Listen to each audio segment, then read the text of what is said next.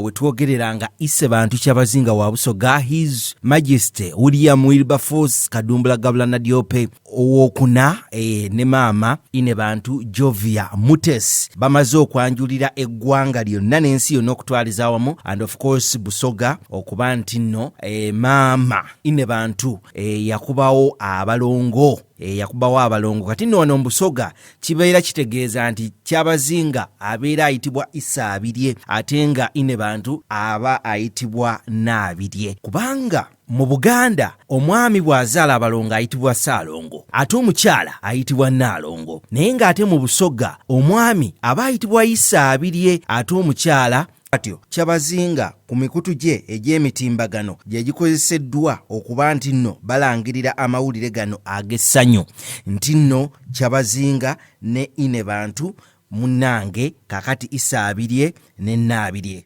Mu bubaka bw'ayisizza ku mikutu gye egy'emitimbagano, Kyabazinga agambye nti mu masanyu amangi, mu kusanyuka okw'enjawulo n'okusiima okutasangika, ndi musanyufu nnyo okubategeeza nti nno twazadde abaana abalongo okuli omulangira William Ethan Nadiope n'omulangira Arnold Eli Nadiope, era nga balongo bano baazaalibwa nga 27 omwezi ogw'omunaana 2025. Okuzaalibwa kw'abaana bano kiraga eddaala eddene lye tutuuseeko mu bulamu bwaffe obw'omu maka, era tuli basanyufu nnyo olwa Mukama kino kyatuusizzaako ekyokuba nti nno tuzadde abaana 2, kwegamba guno mukisa gw'amaanyi ogw'emirundi 2. Abalongo bombi kw'ossa maama waabwe bali mbulamu bulungi nnyo era n'emitima gyabwe giri waggulu. Kale twebaza omutonzi oyo muyinza w'ebintu byonna olw'omukisa guno gwatugonnomoddeko n'ekisa kye ekitasangika,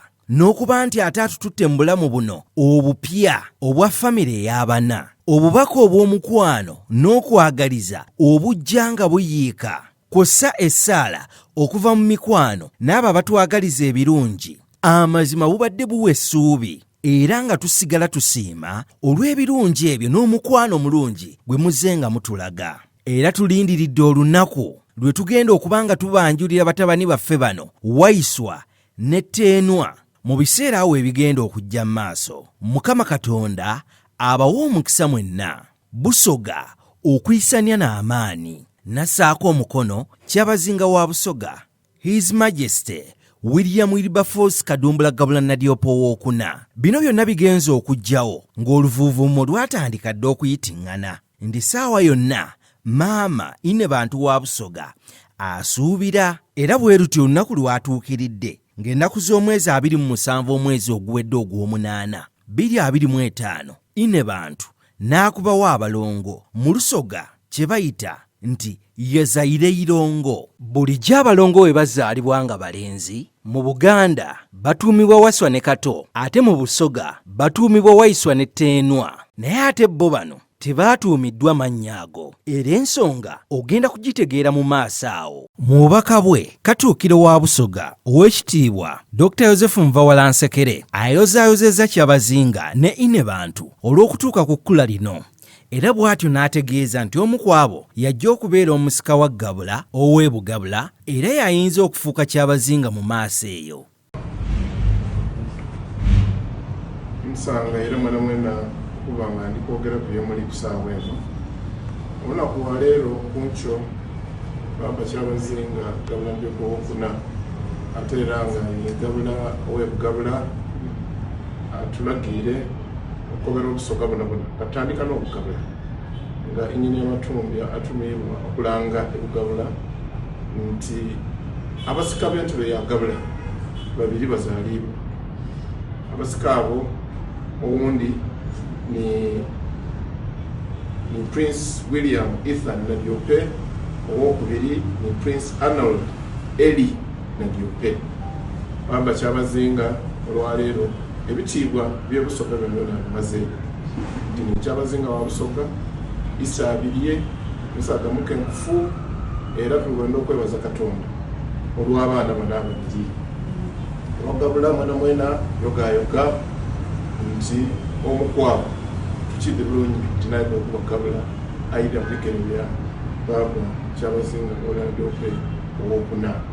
Okwenda okwebaza Katonda tulina okwebaza abantu bonna era tulina tusabire maama waffe Jovia Mutesi abe n'obulamu bulungi, atukulize abalangira baife bulungi, Baba Kyabazinga ng'akulembera obusoga buno buti Baba mwijufu obusoga okwisana n'amaanyi. Katuukiro era akunze abasoga n'abantu okuva mu bitundu ebyenjawulo okujja okubeerawo ku matikkira ag'omulundi ogw'e11 ng'ennaku z'omwezi 13 omwezi guno, nti era ku olwo Kyabazinga lwagenda okulaga abalangira bano mu butongole eri obusoga bwonna. Ate bwenaawo tugiira okufuna amawulire gano nga Baba Kyabazinga atulagire ate enkiidi ye mwene yamera akiibi nga nkaali kufulumya amawulire ga komiti yandagira nti nga 13 ali kweta abasoga mwana mwidde mwebaze, abagabula mwidule, abantu bonna bonna okuva mu busoga mwidule nga twaniriza abaana balata baife bano abato. Bwenda kubaawo okusaba, bwenda kubaawo okujaganya, ate era tusabye Oweekitiibwa Yoweri Kaguta Museveni aba omugeni omukulu.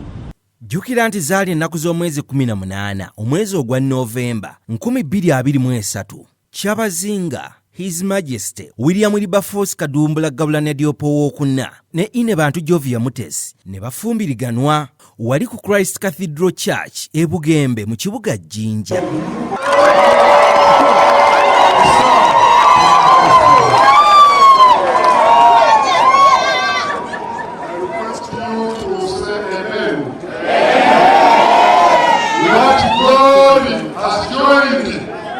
Nobody should put a hand down. Katonda kyeyagatta wamu tewalala muntu yenna akyawukanya. Katonda byeyagatta wamu ensimbi ebitiibwa biribawukanya. Era n'ekyo byebagezeganyiza okufumbirira mu butukuvu kino bakikoze nga batoola empeta n'okukwatagana emikono. Mwogera kuti oyo ye musajja n'omukozaamu abafumbiriganye lunyera kitaffe n'omwana n'omwoyo mutukuvu.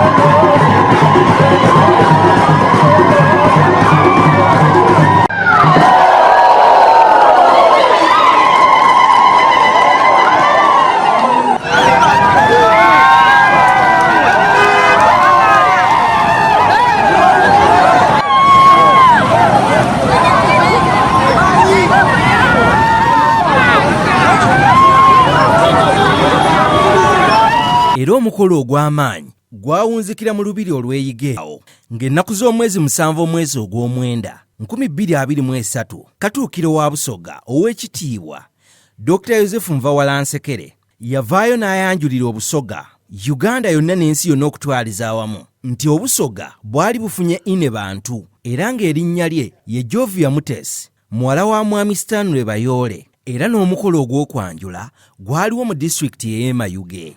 Busoga all over the world, as I officially announce that we have gotten Her Royal Highness the Ine Bantu of Busoga following the just concluded traditional ceremonies earlier in the day that were successfully held. With the traditional ceremonies now out of the way, arrangements are underway for the Ise Bantu to present his dear wife to the Christ Cathedral Bugembe on Saturday, the 18th of November, for the celebration of holy matrimony. And we'll also unveil the Ine Bantu to the people of Busoga and the world at large. On behalf of the people of Busoga, the surrounding areas, and on my own behalf, I wish to congratulate the Ise Bantu, the Kyabazinga of Busoga, and the Ine Bantu upon this great and memorable decision of having a family which is synonymous with our Busoga culture. This is a true reflection of how cultured our king and the queen are.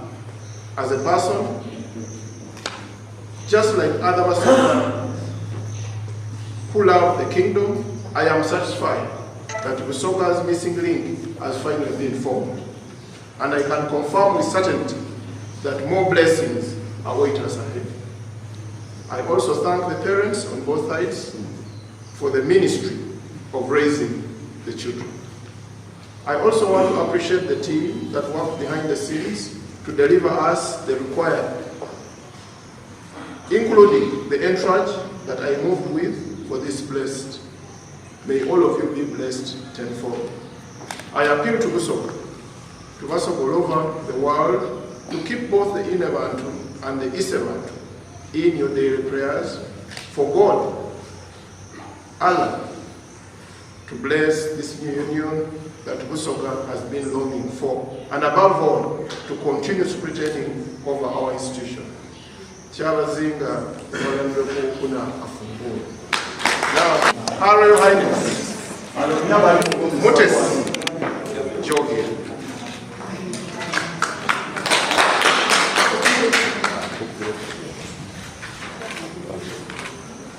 Okusinziira ku bakungu ab'enjawulo mu Bwakyabazinga bwa Busoga, Kyabazinga addidde eddala mbigere by'abajjajjaabe abaamusooka okuzaala abalongo, era bano balaaze na ki ekigenda okukolebwa ku balongo bano, naki kye bategeeza eri Obwakyabazinga bwa Busoga, era bannyonnyodde lwaki abalongo bano bo tebayitibwa Waiswa ne Teenwa wabula baweebwa mannya gaabwe. Kyakubatuusa ku kufuna balongo mu bugabula bibbi nga nife abasookerwaku okusagamba, ate ne Busoga okufuna abalongo kubanga Kyabazinga ise bantu nina bantu ndawoni isa abirye nina abirye, era erina eryompeya yongerwako okuweebwa ekitiibwa. Baazaalibwa nga 27 omwezi ogw'omunaana omwaka guno. Balongo bombi balenzi, Waiswa ne Teenwa nga bw'ekitwala. Aye bwe tuli nti tuli mu maka era tuli mu kitiibwa kya balangira, kibabeeta batyo babawaire amayina gaibwe, nga omulongo asooka Fidamu Etanga, omulangira William Esani Nadiope, erya William Mulidi bulungi, itoolayo William Wilberforce, n'atoolayo ne William ono aliwo. Wabaawo ne omulangira owokubiri ne Arnold eri Nadiope, erya Arnold eryo litoolayo erya Wilson dada waibwe azaala William Wilberforce Kadumbula Nadiope wokuna. So abalongo bano balina ebikyenkizo kye batuyambye okutoolayo. Batweleyo William Nadiope, William Wilberforce, baatoolayo ne Wilson Arnold Nadiope dada waibwe. Nenda ino okwebaza ab'ekika ekyabayise Mugosa, Maama Mutesi yavwa abeezira enoni enange. Banange balamwisa ino, nze nange w'enoni enange tuli walala nimwe mukusanuka. Najja nebaza ekika kyabayise Muwaya abazaala baba waife William Wilberforce Nadiope wokuna. Banaife mwebale ino okuzaala nakulera, ate era n'essanyu tubayirize enkaanu abalongo baabwe. Nebaza Musengwa nti atugemeire kubanga mwali bayi mumbuuza omuntu yewaleeta ye biki ebiri bikujja mu maiso. Aye mpeano kyatule tulina abalongo era tusuubira n'okusaba kwaife ni mu kusiima nti kayi byokyongero. Iseife Gabula Nadiope owokunoono atwalire irala engaito dhino ne bakuba ati yegeza mu ngaito etatu tidukolaki. Aye dhino engaito dhimugiira mu irala olw'okubanga yeena akubyewo eirongo ly'abakulembeze abaduusi. Kale twende okwebaza Katonda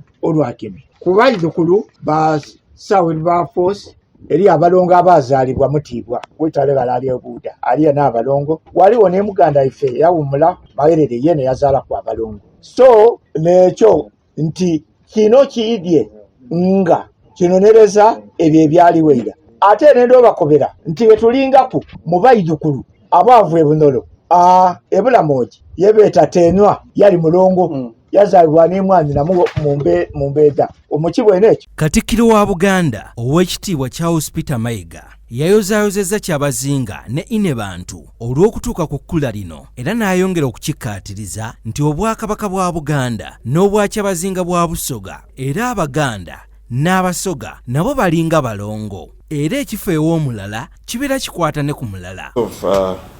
The birth of the twins to Isabantu Kyabazinga of Busoga and Ine Bantu, and we are very, very delighted with the news of the birth of the royal twins, Prince William Ethan Nadiope and Prince Arnold Eli Nadiope. The birth of the twins comes on the heels of the wedding between Isabantu Kyabazinga William Nadiope and Ine Bantu a short while back. This can only cement the union of the Kyabazinga and Ine Bantu. It brings joy to the people of Busoga, the people of Buganda. As we all know, the people of Busoga and the people of Buganda are also like twins because we are very, very close. And what brings joy to Busoga brings joy to the kingdom of Buganda. But also, it brings joy to the entire country because Uganda, as we all know, is a collection of different nationalities which come in different colors. So the joy of Uganda starts with the joy of its different people. And in this case, the joy of the birth of the twins is our collective joy. The family is a very strong unit, and the family is a good foundation for building a strong community, a strong nation.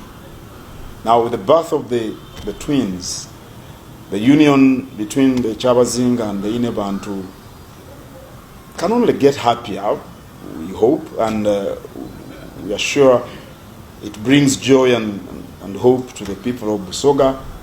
So it's something for which we thank God, and we entrust Him to watch over the twins and to watch over Isabantu Kyabazinga and Mama Ine Bantu. On behalf of the Kingdom of Buganda and on my own behalf, I extend our congratulations to Isabantu Kyabazinga and Ine Bantu and all the people of Busoga upon this joyous development. We hope that God will protect the twins and give more blessings to the royal couple. Yoga Kyabazinga wa Busoga, yoga Ine Bantu. Tukwaniriza ku Kabyanzo Media.